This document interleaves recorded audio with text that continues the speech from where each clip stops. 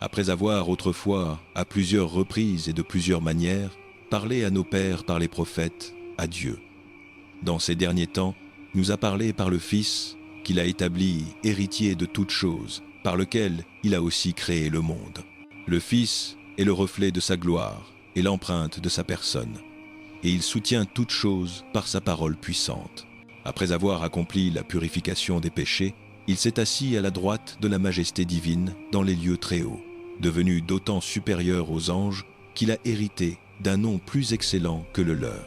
Auquel des anges, en effet, a-t-il jamais dit « Tu es mon fils, je t'ai engendré aujourd'hui, et encore, je serai pour lui un père, et il sera pour moi un fils ?»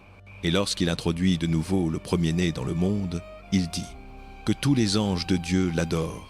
De plus, il dit des anges. Celui qui fait de ses anges des vents et de ses serviteurs une flamme de feu. Mais il a dit au Fils, « Ton trône, ô Dieu, est éternel. Le sceptre de ton règne est un sceptre d'équité. Tu as aimé la justice et tu as haï l'iniquité. C'est pourquoi, ô Dieu, ton Dieu t'a oint d'une huile de joie au-dessus de tes compagnons.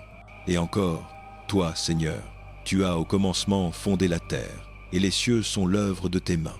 Ils périront, mais tu subsistes. Ils vieilliront tous comme un vêtement, tu les rouleras comme un manteau, et ils seront changés. Mais toi, tu restes le même, et tes années ne finiront point. Auquel des anges a-t-il jamais dit « Assieds-toi à ma droite, jusqu'à ce que je fasse de tes ennemis ton marchepied » Les anges ne sont-ils pas tous des esprits au service de Dieu, envoyés pour exercer un ministère en faveur de ceux qui doivent hériter du salut? C'est pourquoi nous devons d'autant plus nous attacher aux choses que nous avons entendues, de peur que nous ne soyons emportés loin d'elles. Car si la parole annoncée par des anges a eu son accomplissement, et si toute transgression et toute désobéissance a reçu une juste rétribution, comment échapperons-nous en négligeant un si grand salut? Ce salut, annoncé d'abord par le Seigneur, nous a été confirmé par ceux qui l'ont entendu. Dieu appuyant leur témoignage par des signes, des prodiges et divers miracles, et par les dons du Saint-Esprit, distribués selon sa volonté. En effet, ce n'est pas à des anges que Dieu a soumis le monde à venir dont nous parlons, mais quelqu'un a rendu quelque part ce témoignage. Qu'est-ce que l'homme pour que tu te souviennes de lui, ou le Fils de l'homme pour que tu prennes soin de lui? Tu l'as abaissé pour un peu de temps au-dessous des anges. Tu l'as couronné de gloire et d'honneur. Tu as mis toutes choses sous ses pieds. En effet, en lui soumettant toutes choses, Dieu n'a rien laissé qui ne lui soit soumis. Cependant, nous ne voyons pas encore que toutes choses lui soient soumises. Mais celui qui a été abaissé pour un peu de temps au-dessous des anges, Jésus, nous le voyons couronné de gloire et d'honneur à cause de la mort qu'il a soufferte, afin que, par la grâce de Dieu, il souffrit la mort pour tous. Il convenait, en effet, que celui pour qui et par qui sont toutes choses, et qui voulait conduire à la gloire beaucoup de fils, élevât à la perfection, par des souffrances, le prince de leur salut. Car celui qui sanctifie et ceux qui sont sanctifiés sont tous issus d'un seul. C'est pourquoi il n'a pas honte de les appeler frères, lorsqu'il dit « J'annoncerai ton nom à mes frères. Je te célébrerai au milieu de l'assemblée. Et encore, je me confierai en toi. Et encore, me voici, moi et les enfants que Dieu m'a donnés. Ainsi donc, puisque les enfants participent au sang et à la chair, il y a également participé lui-même, afin que par la mort, il anéantisse celui qui a la puissance de la mort, c'est-à-dire le diable, et qu'il délivra tous ceux qui, par crainte de la mort, étaient toute leur vie retenus dans la servitude. Car assurément, ce n'est pas à des anges qu'il vient en aide, mais c'est à la postérité d'Abraham. En conséquence, il a dû être rendu semblable en toutes choses à ses frères, afin qu'il fût un souverain sacrificateur miséricordieux et fidèle dans le service de Dieu, pour faire l'expiation des péchés du peuple. Car, ayant été tenté lui-même dans ce qu'il a souffert, il peut secourir ceux qui sont tentés. C'est pourquoi, frères saints, qui avaient part à la vocation céleste, considérez l'apôtre et le souverain sacrificateur de la foi que nous professons, Jésus, qui a été fidèle à celui qui l'a établi, comme le fut Moïse dans toute sa maison. Car il a été jugé digne d'une gloire d'autant supérieure à celle de Moïse, que celui qui a construit une maison a plus d'honneur que la maison même. Toute maison est construite par quelqu'un, mais celui qui a construit toute chose, c'est Dieu. Moïse a été fidèle dans toute la maison de Dieu, comme serviteur, pour rendre témoignage de ce qui devait être annoncé. Mais Christ l'est comme fils sur sa maison. Et sa maison, c'est nous, pourvu que nous retenions jusqu'à la fin la ferme confiance et l'espérance dont nous nous glorifions. C'est pourquoi, comme le dit le Saint-Esprit, « Aujourd'hui, si vous entendez sa voix, n'endurcissez pas vos cœurs, comme lors de la révolte, le jour de la tentation dans le désert, où vos pères me tentèrent en me mettant à l'épreuve, quoiqu'ils eussent vu mes œuvres pendant 40 ans. C'est pourquoi je fus irrité contre cette génération, et je dis, ils ont toujours un cœur qui s'égare, ils n'ont pas connu mes voies. Je jurai donc dans ma colère. Ils n'entreront pas dans mon repos. Prenez garde, frères, que quelqu'un de vous n'ait un cœur mauvais et incrédule, au point de se détourner du Dieu vivant. Mais exhortez-vous les uns les autres chaque jour, aussi longtemps qu'on peut dire « aujourd'hui », afin qu'aucun de vous ne s'endurcisse par la séduction du péché. Car nous sommes devenus les compagnons de Christ, pourvu que nous retenions fermement jusqu'à la fin l'assurance que nous avions au commencement. Pendant qu'il est dit « Aujourd'hui, si vous entendez sa voix, n'endurcissez pas vos cœurs, comme lors de la révolte. » Qui furent, en effet, ceux qui, ayant entendu, se révoltèrent. Ne fut-ce pas tous ceux qui sortirent d'Égypte sous la conduite de Moïse? Et contre qui Dieu fut-il irrité pendant 40 ans? N'est-ce pas contre ceux qui péchèrent et dont les cadavres tombèrent dans le désert? Et à qui jura-t-il qu'il n'entrerait pas dans son repos, sinon à ceux qui avaient désobéi? Aussi voyons-nous qu'ils ne purent y entrer à cause de leur incrédulité. Craignons donc, tandis que la promesse d'entrer dans son repos subsiste encore, qu'aucun de vous ne paraisse être venu trop tard, car cette bonne nouvelle nous a été annoncée aussi bien qu'à eux. Mais la parole qu'ils entendirent ne leur servit de rien, parce qu'elle ne trouva pas de la foi chez ceux qui l'entendirent. Car nous qui avons cru, nous entrons dans le repos selon qu'il a dit. Je jurai dans ma colère, ils n'entreront pas dans mon repos, quoique ses œuvres eussent été achevées depuis la création du monde. Car il a parlé quelque part ainsi du 7e jour, et Dieu se reposa de toutes ses œuvres le 7e jour. Et ici encore, ils n'entreront pas dans mon repos.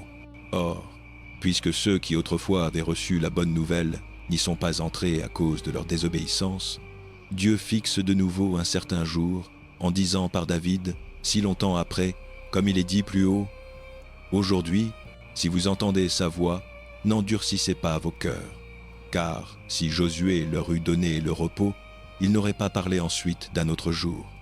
Il reste donc un repos sabbatique pour le peuple de Dieu. Car celui qui entre dans le repos de Dieu se repose de ses œuvres, comme Dieu s'est reposé des siennes. Efforçons-nous donc d'entrer dans ce repos, afin que personne ne tombe en donnant le même exemple de désobéissance. Car la parole de Dieu est vivante et efficace, plus tranchante qu'une épée quelconque à 2 tranchants. Elle pénètre jusqu'à partager âme et esprit, jointures et moelle. Elle juge les sentiments et les pensées du cœur. Aucune créature n'est cachée devant lui, mais tout est nu et découvert aux yeux de celui à qui nous devons rendre compte. Ainsi, puisque nous avons un grand souverain sacrificateur qui a traversé les cieux, Jésus, le Fils de Dieu, demeurons fermes dans la foi que nous professons, car nous n'avons pas un souverain sacrificateur qui ne puisse compatir à nos faiblesses. Au contraire, il a été tenté comme nous en toutes choses, sans commettre de péché. Approchons-nous donc avec assurance du trône de la grâce, afin d'obtenir miséricorde et de trouver grâce pour être secourus dans nos besoins. Tout souverain sacrificateur, pris d'entre les hommes, est établi pour les hommes dans le service de Dieu, afin de présenter des offrandes et des sacrifices pour les péchés. Il peut être indulgent pour les ignorants et les égarés, puisque lui-même est sujet à la faiblesse. Et c'est à cause de cette faiblesse qu'il doit offrir des sacrifices pour ses propres péchés, comme pour ceux du peuple. Nul ne s'arroge cet honneur, si ce n'est celui qui est appelé de Dieu, comme Aaron. De même, Christ ne s'est point attribué la gloire de devenir souverain sacrificateur, mais il la tient de celui qui lui a dit « Tu es mon fils, je t'ai engendré aujourd'hui ». Comme il dit encore ailleurs, « Tu es sacrificateur pour toujours, selon l'ordre de Melchisédek ». C'est lui qui, dans les jours de sa chair, ayant présenté avec de grands cris et avec larmes des prières et des supplications à celui qui pouvait le sauver de la mort, et ayant été exaucé à cause de sa piété, a appris, bien qu'il fût fils, l'obéissance par les choses qu'il a souffertes. Et, après avoir été élevé à la perfection, il est devenu pour tous ceux qui lui obéissent l'auteur d'un salut éternel. Et il a été salué par Dieu, souverain sacrificateur selon l'ordre de Melchizedek.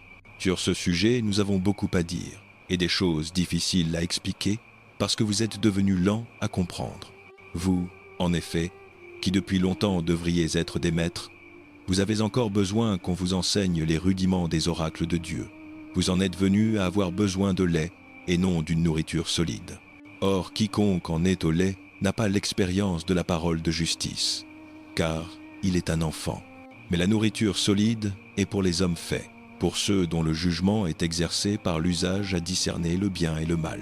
C'est pourquoi, laissant les éléments de la parole de Christ, tendons à ce qui est parfait, sans poser de nouveau le fondement du renoncement aux œuvres mortes, de la foi en Dieu, de la doctrine des baptêmes, de l'imposition des mains, de la résurrection des morts et du jugement éternel. C'est ce que nous ferons, si Dieu le permet. Car il est impossible que ceux qui ont été une fois éclairés, qui ont goûté le don céleste, qui ont eu part au Saint-Esprit, qui ont goûté la bonne parole de Dieu et les puissances du siècle à venir, et qui sont tombés, soient encore renouvelés et amenés à la repentance, puisqu'ils crucifient pour leur part le Fils de Dieu et l'exposent à l'ignominie. Lorsqu'une terre est abreuvée par la pluie qui tombe souvent sur elle, et qu'elle produit une herbe utile à ceux pour qui elle est cultivée, elle participe à la bénédiction de Dieu. Mais si elle produit des épines et des chardons, elle est réprouvée et près d'être maudite, et on finit par y mettre le feu. Quoique nous parlions ainsi, bien-aimés, nous attendons, pour ce qui vous concerne, des choses meilleures et favorables au salut. Car Dieu n'est pas injuste, pour oublier votre œuvre et l'amour que vous avez montré pour son nom, ayant rendu et rendant encore des services aux saints. Nous désirons que chacun de vous montre le même zèle, pour conserver jusqu'à la fin une pleine espérance, en sorte que vous ne vous relâchiez point, et que vous imitiez ceux qui, par la foi et la persévérance, héritent des promesses. Lorsque Dieu fit la promesse à Abraham, comme il ne pouvait jurer par un plus grand que lui, il jura par lui-même et dit : « Certainement, je te bénirai et je multiplierai ta postérité. » Et c'est ainsi qu'Abraham, ayant persévéré, obtint l'effet de la promesse. Les hommes jurent par celui qui est plus grand qu'eux, et le serment est une fin à toute dispute pour confirmer la parole. C'est ainsi que Dieu, voulant montrer avec plus d'évidence aux héritiers de la promesse l'immuabilité de sa résolution, intervint par un serment, afin que, par deux choses immuables, dans lesquelles il est impossible que Dieu mente, une ferme consolation nous soit donnée, à nous qui nous sommes réfugiés pour saisir l'espérance qui nous était proposée. Cette espérance, nous la possédons comme une ancre de l'âme, sûre et solide. Elle pénètre au-delà du voile, là où Jésus est entré pour nous comme précurseur. Ayant été fait souverain sacrificateur pour toujours, selon l'ordre de Melchizedek, ce Melchizedek était roi de Salem, sacrificateur du Dieu Très-Haut. Il alla au-devant d'Abraham lorsqu'il revenait de la défaite des rois.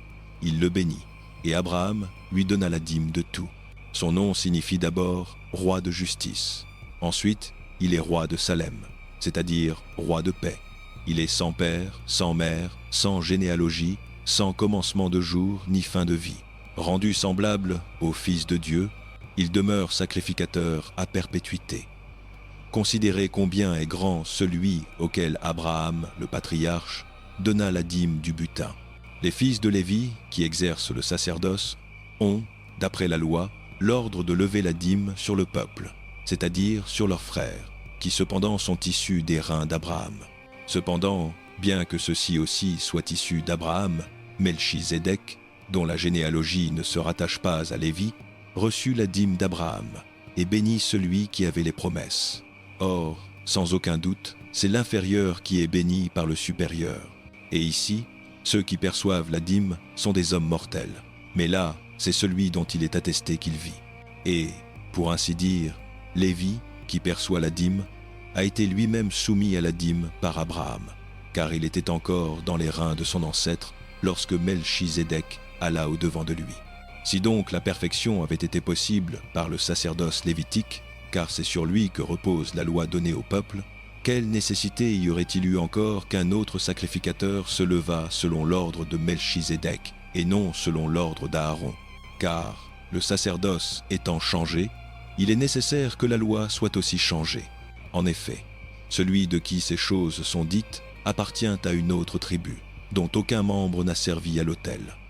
Car il est notoire que notre Seigneur est issu de Juda, tribu dont Moïse n'a rien dit concernant des sacrificateurs. Et cela est encore bien plus évident. Si un autre sacrificateur se lève à la ressemblance de Melchisédek, institué non d'après une loi sur l'origine charnelle, mais d'après la puissance d'une vie indestructible, car il lui est attesté: tu es sacrificateur pour toujours, selon l'ordre de Melchisédek. Ainsi l'ancienne ordonnance est abrogée, parce qu'elle était faible et inefficace, car la loi n'a rien amené à la perfection. Et une meilleure espérance est introduite, par laquelle nous nous approchons de Dieu. Et autant cela n'a pas eu lieu sans serment, car, tandis que les autres ont été faits sacrificateurs sans serment, celui-ci l'a été avec serment par celui qui lui a dit: le Seigneur a juré, et il ne se repentira pas. Tu es sacrificateur pour toujours selon l'ordre de Melchisédek. Autant Jésus est devenu le garant d'une alliance plus excellente. De plus, il y a eu beaucoup de ces sacrificateurs, parce que la mort les empêchait de demeurer. Mais lui, parce qu'il demeure éternellement, il a un sacerdoce qui ne passe point. C'est pourquoi il peut aussi sauver parfaitement ceux qui s'approchent de Dieu par lui, étant toujours vivant pour intercéder en leur faveur. Il nous convenait en effet d'avoir un tel souverain sacrificateur, saint, innocent, sans tache, séparé des pécheurs, et plus élevé que les cieux, qui n'eut pas besoin, comme les souverains sacrificateurs, d'offrir chaque jour des sacrifices, d'abord pour ses propres péchés, ensuite pour ceux du peuple, car il a fait cela une fois pour toutes, en s'offrant lui-même. Car la loi établit comme souverain sacrificateur des hommes sujets à la faiblesse. Mais la parole du serment, qui a été faite après la loi, établit le Fils, qui est parfait pour l'éternité. Or, le point capital de ce que nous disons, c'est que nous avons un tel souverain sacrificateur qui s'est assis à la droite du trône de la majesté divine dans les cieux, comme ministre du sanctuaire et du vrai tabernacle qui a été dressé par le Seigneur et non par un homme. Car tout souverain sacrificateur est établi pour présenter des offrandes et des sacrifices, d'où il est nécessaire que celui-ci aussi ait quelque chose à offrir. S'il était sur la terre, il ne serait même pas sacrificateur, puisqu'il y a des sacrificateurs qui offrent les dons selon la loi. Ceux-ci rendent un culte dans un sanctuaire qui est une copie et une ombre des choses célestes, selon l'avertissement que reçut Moïse quand il allait construire le tabernacle. « Regarde, dit Dieu, tu feras tout selon le modèle qui t'a été montré sur la montagne. » Mais maintenant Jésus a obtenu un ministère d'autant plus excellent qu'il est le médiateur d'une alliance plus excellente, qui a été établie sur de meilleures promesses. Car si la première alliance avait été sans défaut, il n'aurait pas été question de la remplacer par une seconde.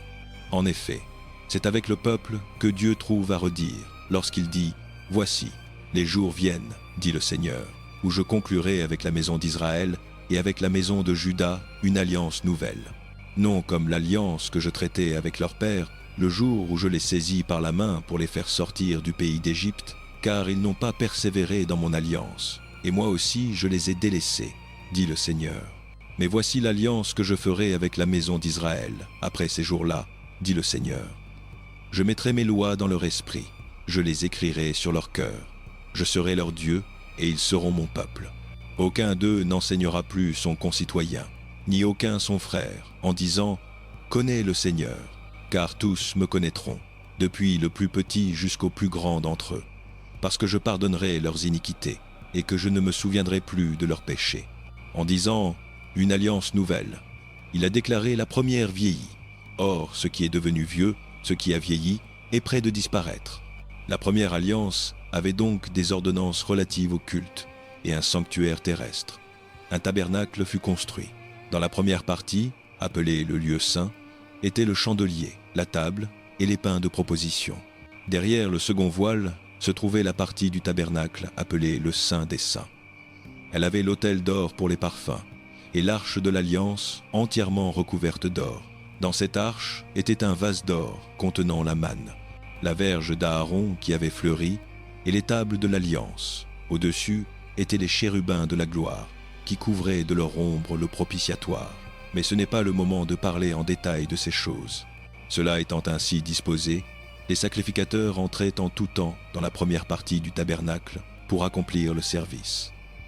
Mais dans la seconde, le souverain sacrificateur seul entrait une fois l'an, non sans porter du sang, qu'il offrait pour lui-même et pour les péchés du peuple commis par ignorance. Le Saint-Esprit montrait par là que le chemin du lieu très saint n'était pas encore ouvert, tant que le premier tabernacle subsistait. C'est une figure pour le temps présent. Elle indique que les dons et les sacrifices offerts ne peuvent pas rendre parfait, selon la conscience, celui qui rend le culte.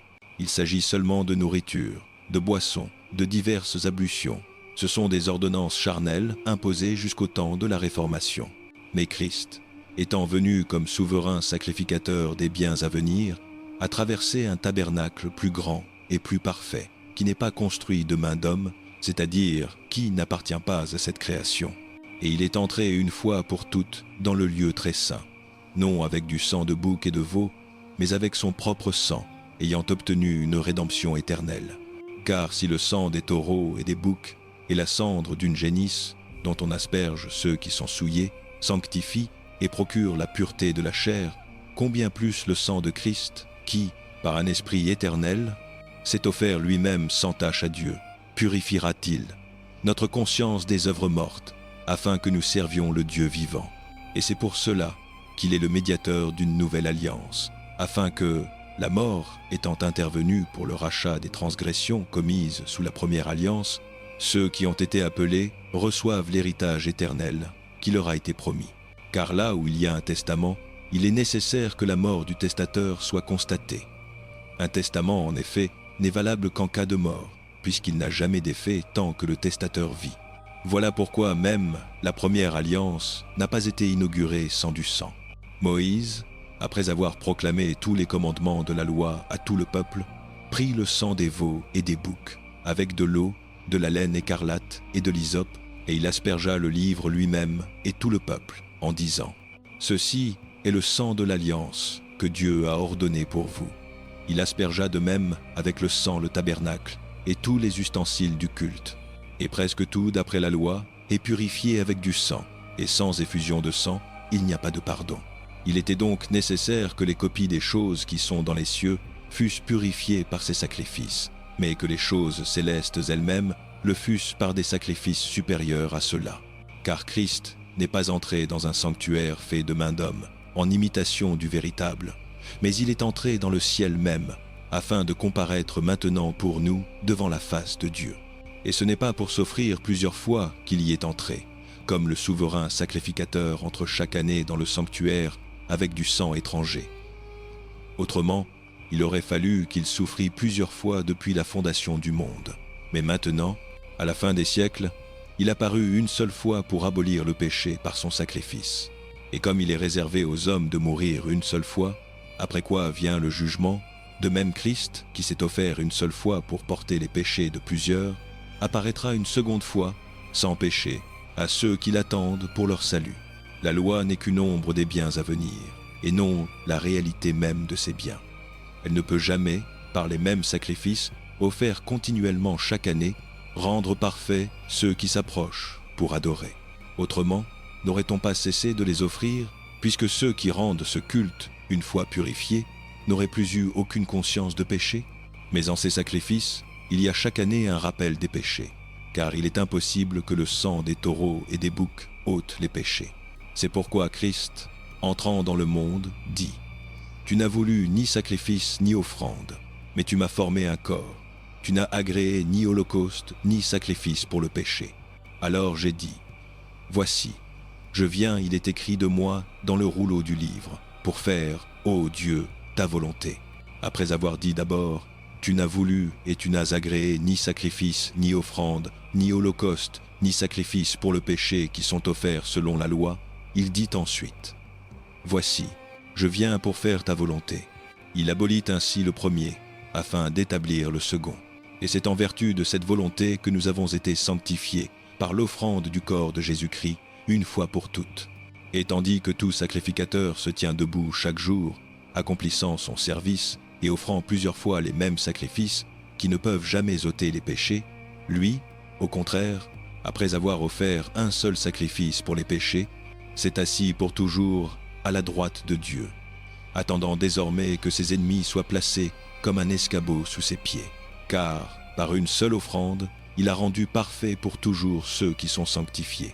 C'est ce que le Saint-Esprit nous atteste aussi, car, après avoir dit « Voici l'alliance que je ferai avec eux après ces jours-là, dit le Seigneur, je mettrai mes lois dans leur cœur, et je les écrirai dans leur esprit. » Il ajoute « Et je ne me souviendrai plus de leurs péchés, ni de leurs iniquités. » Or, là où il y a pardon de ces choses, il n'y a plus d'offrande pour le péché.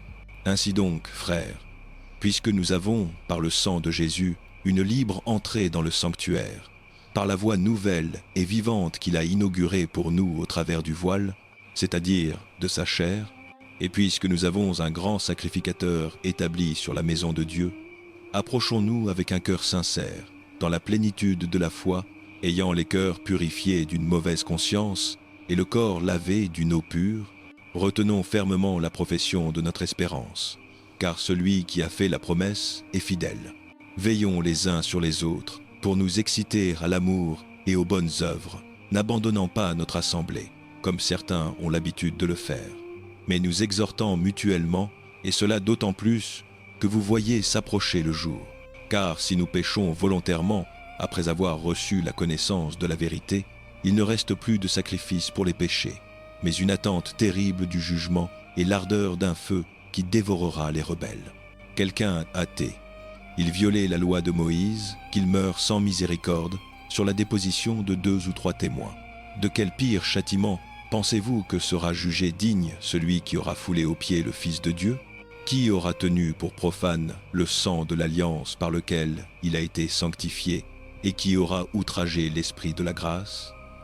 Car nous connaissons celui qui a dit « À moi la vengeance, c'est moi qui rétribuerai. » Et encore, le Seigneur jugera son peuple.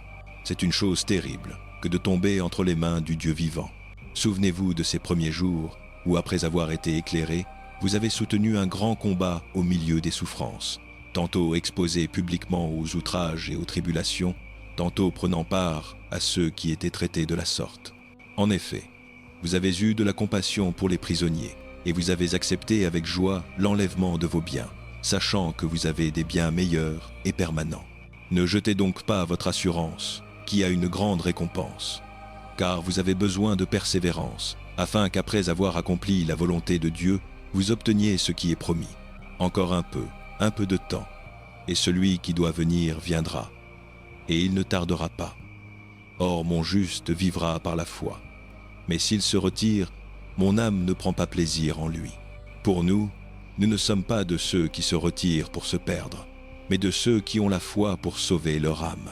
Or la foi est une ferme assurance des choses qu'on espère, une démonstration de celles qu'on ne voit pas. C'est pour l'avoir possédée que les anciens ont obtenu un témoignage favorable. Par la foi, nous comprenons que l'univers a été formé par la parole de Dieu, en sorte que ce qu'on voit n'a pas été fait de choses visibles. Par la foi, Abel offrit à Dieu un sacrifice plus excellent que celui de Caïn.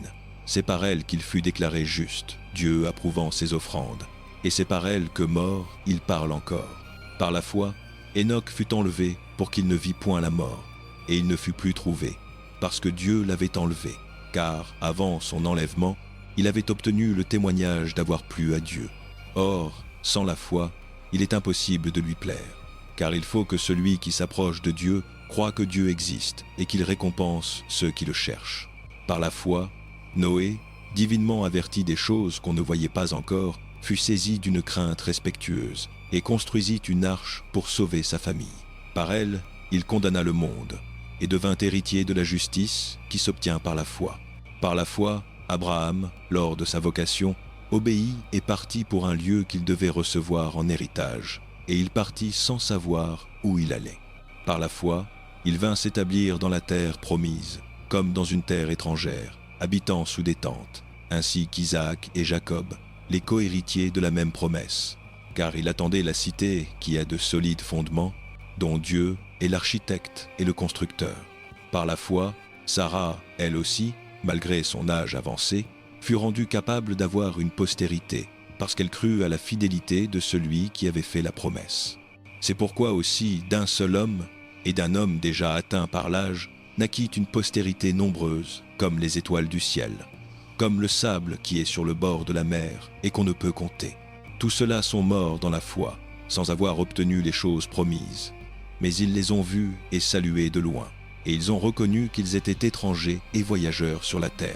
Ceux qui parlent ainsi montrent clairement qu'ils cherchent une patrie. S'ils avaient pensé à celle d'où ils étaient sortis, ils auraient eu le temps d'y retourner.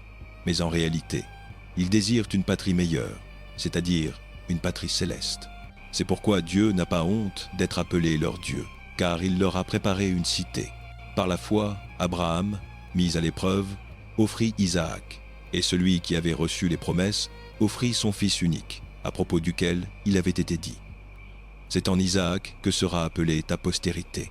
Il considérait que Dieu est puissant pour ressusciter même d'entre les morts.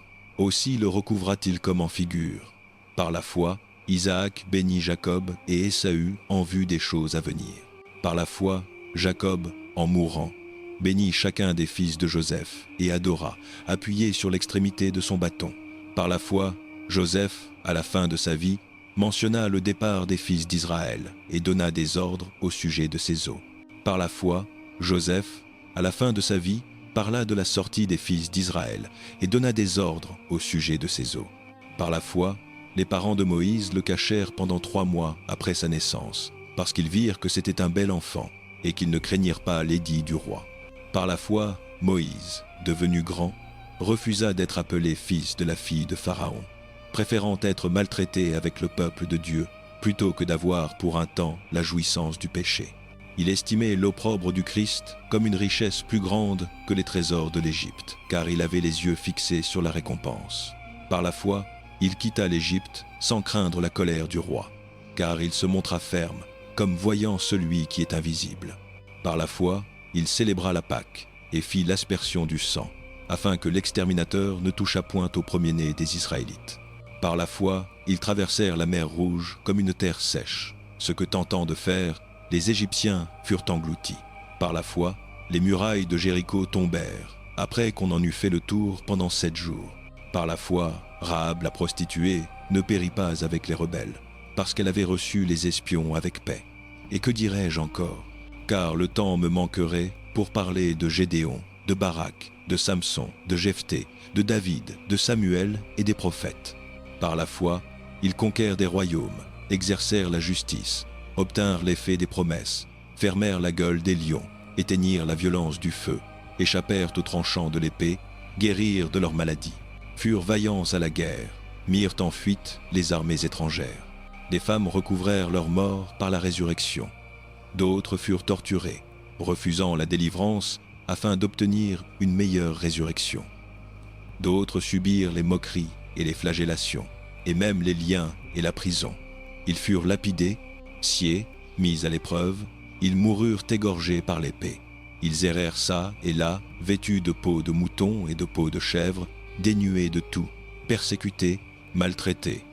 Le monde n'était pas digne d'eux, errant dans les déserts, les montagnes, les cavernes et les antres de la terre. Tout cela, à qui la foi a rendu un témoignage favorable, n'ont pas obtenu ce qui leur était promis, Dieu ayant en vue quelque chose de meilleur pour nous, afin qu'ils ne parviennent pas sans nous à la perfection.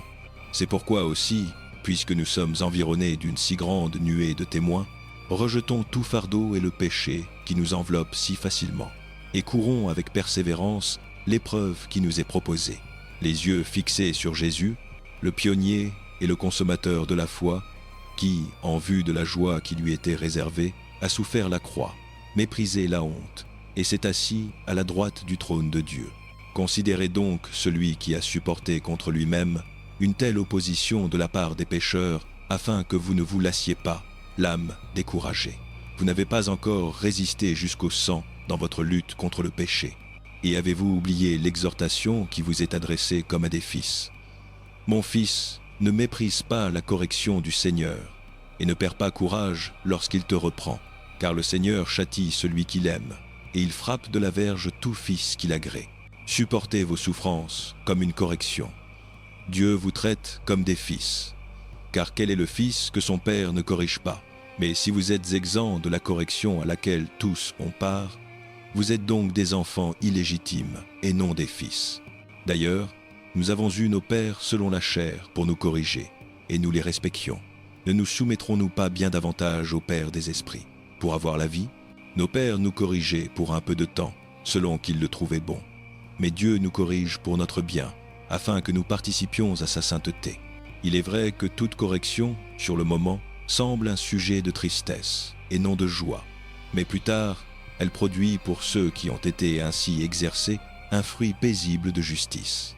C'est pourquoi, redressez les mains lassées et les genoux affaiblis, et suivez des voies droites pour vos pieds, afin que ce qui est boiteux ne se détourne pas, mais plutôt se guérisse. Recherchez la paix avec tous, et la sanctification, sans laquelle personne ne verra le Seigneur. Veillez à ce que personne ne se prive de la grâce de Dieu, à ce qu'aucune racine d'amertume, poussant des rejetons, ne cause du trouble, et que plusieurs n'en soient infectés, à ce que personne ne soit immoral ou profane comme Ésaü, qui pour un seul mets vendit son droit d'aînesse. Vous savez que, plus tard, voulant obtenir la bénédiction, il fut rejeté, quoiqu'il la demandât avec larmes, car il ne trouva pas de place pour la repentance. Vous ne vous êtes pas approché d'une montagne qu'on pouvait toucher et qui était embrasée par le feu, ni de la nuée, ni des ténèbres, ni de la tempête, ni du retentissement de la trompette, ni du bruit des paroles, tels que ceux qui l'entendirent supplièrent qu'on ne leur parlât plus, car ils ne pouvaient supporter cette défense. Si même une bête touche la montagne, elle sera lapidée. Et ce spectacle était si terrible que Moïse dit « Je suis épouvanté et tout tremblant ».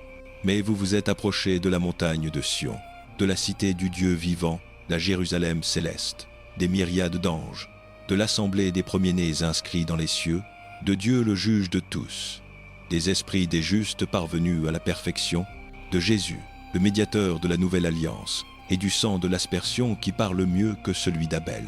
Prenez garde de ne pas refuser d'entendre celui qui parle. Car si ceux-là n'ont pas échappé, qui refusèrent d'entendre celui qui publiait les oracles sur la terre, combien moins échapperons-nous, si nous nous détournons de celui qui parle du haut des cieux, et dont la voix ébranla alors la terre, mais qui maintenant a fait cette promesse. Une fois encore, j'ébranlerai non seulement la terre, mais aussi le ciel. Ces mots, une fois encore, indiquent le changement des choses ébranlées, comme étant créées, afin que celles qui ne sont pas ébranlées demeurent. C'est pourquoi, recevant un royaume inébranlable, montrons notre reconnaissance en rendant à Dieu un culte qui lui soit agréable, avec piété et avec crainte. Car notre Dieu est aussi un feu dévorant. Persévérez dans l'amour fraternel. N'oubliez pas l'hospitalité, car, en l'exerçant, quelques-uns ont logé des anges sans le savoir. Souvenez-vous des prisonniers, comme si vous étiez prisonniers avec eux, de ceux qui sont maltraités, comme étant vous-même dans un corps. Que le mariage soit honoré de tous, et le lit conjugal exempt de souillure. Car Dieu jugera les impudiques et les adultères. Que votre conduite soit exempte de l'amour de l'argent. Contentez-vous de ce que vous avez. Car Dieu lui-même a dit « Je ne te délaisserai point, et je ne t'abandonnerai point. » C'est pourquoi nous pouvons dire avec assurance « Le Seigneur est mon secours, je ne craindrai rien. Que peut me faire un homme ?» Souvenez-vous de vos conducteurs qui vous ont annoncé la parole de Dieu. Considérez quelle a été la fin de leur vie et imitez leur foi. Jésus-Christ est le même hier, aujourd'hui et éternellement. Ne vous laissez pas entraîner par des doctrines diverses et étrangères, car il est bon que le cœur soit affermi par la grâce, et non par des aliments qui n'ont servi de rien à ceux qui en ont usé. Nous avons un autel dont ceux qui font le service dans le tabernacle n'ont pas le droit de manger. En effet, les corps des animaux dont le sang est porté dans le sanctuaire par le souverain sacrificateur pour le péché sont brûlés hors du camp. C'est pour cela que Jésus aussi, afin de sanctifier le peuple par son propre sang, a souffert hors de la porte. Sortons donc hors du camp pour aller à lui, en portant son opprobre. Car nous n'avons pas ici-bas de cité permanente, mais nous cherchons celle qui est à venir. Par lui, offrons sans cesse à Dieu un sacrifice de louange, c'est-à-dire le fruit de lèvres qui confesse son nom. Et n'oubliez pas la bienfaisance et la libéralité, car c'est à de tels sacrifices que Dieu prend plaisir. Obéissez à vos conducteurs et soumettez-vous à eux, car ils veillent sur vos âmes comme devant en rendre compte, afin qu'ils le fassent avec joie et non en gémissant, ce qui ne vous serait d'aucun avantage. Priez pour nous, car nous sommes persuadés d'avoir une bonne conscience, désirant de nous conduire bien en toutes choses. Je vous prie d'autant plus instamment de le faire, afin que je vous sois plutôt rendu, que le Dieu de paix, qui a ramené d'entre les morts le grand pasteur des brebis, par le sang d'une alliance éternelle, notre Seigneur Jésus, vous rende capable de toute bonne œuvre pour l'accomplissement de sa volonté, en opérant en vous ce qui lui est agréable par Jésus-Christ, auquel soit la gloire au siècle des siècles. Amen. Je vous exhorte, frères, à supporter cette parole d'exhortation, car je vous ai écrit en peu de mots. Sachez que notre frère Timothée a été relâché. S'il vient bientôt, j'irai vous voir avec lui. Saluez tous vos conducteurs et tous les saints. Ceux qui viennent d'Italie vous saluent. Que la grâce soit avec vous tous.